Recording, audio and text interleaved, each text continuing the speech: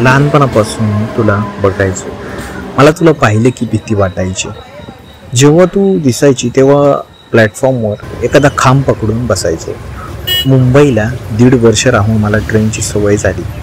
तेव्हा कुठं भीती कमी झाली, तरी मला मुंबईला बेचैन वाटत राहायचं. आजकाल फिरायला जायचं झालं की मी आता बसपेक्षा तुलाच प्रेफर करतो.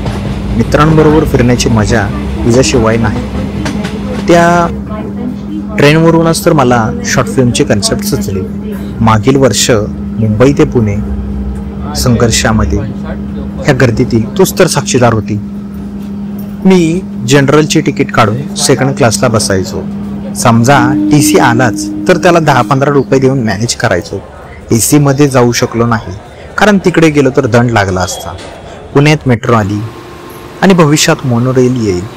बस आणि विमानासारखी प्रवासाची साधनं असताना माझं तुझ्यावर विशेष प्रेम आहे. पुणे आणि मुंबई प्रवास करताना एकदा मला एक मुलगी दिसली. नंतर ती ट्रेनमधून नेहमी दिसायला लागली. आमच्या दोघांचं उतरण्याचं ठिकाण ठाणे होतं. एक दिवस मी बोलायचं ठरवलं. ज्या दिवशी बोलायचं त्या दिवशी ती तिच्या बॉयफ्रेंड बरोबर होती. दिल के अरमान आंसुओं में बह गए अशी तरा झाली होती. संभोग से समाधी तर मी तू बरोबर असतानाच वाचून काढलं. दिलसे पासून चेन्नई एक्सप्रेसपर्यंत सगळीकडे तूच आहे. शक्य झालं तर तुला घेऊन नक्की सिनेमा करेल. एकदा तर माझी ट्रेन लवकर असल्यामुळे तिकीट नाही काढलं. अंधेरी टू दादर जाताना मला TCने पकडलं व 100 रुपये दंड घेतला. मग मी दादरवरून पुणे फुकट आलो न तिकीट काढता, कारण कुठंतरी वसुली झाली पाहिजे किंवा जशाच तसं माणसानं राहावं. पहिलं तू भारतात मुंबई ते ठाणे 16 एप्रिल 1853ला धावलीस. त्यानंतर आम्ही फक्त नावं बदलली, पण ट्रेनसारखी व्यवस्था निर्माण नाही करू शकलो. ही खंत आहेच.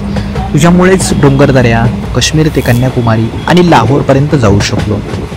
तुला आणि मुलींना वेळेवर पकडावं लागतं, नाहीतर कधीही चुकू शकतात.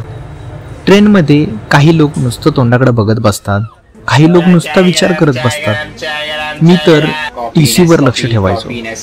माझ्या लाईफमधली लव्ह स्टोरीचा टाइम पिरियड हा जास्तीत जास्त 2 किंवा 3 तास त्या मुलीचा किंवा माझा स्टॉप येईल तोपर्यंत असायचा.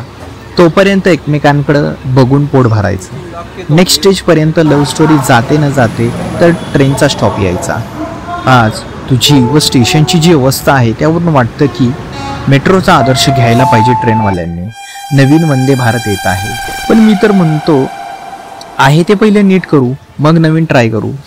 गावाकडं जसं येड्या बाबळ्या आल्या की कळतं गाव चालू झालंय, तसं मोतारीचा वास आला की कळतं एक्सप्रेस आली आहे.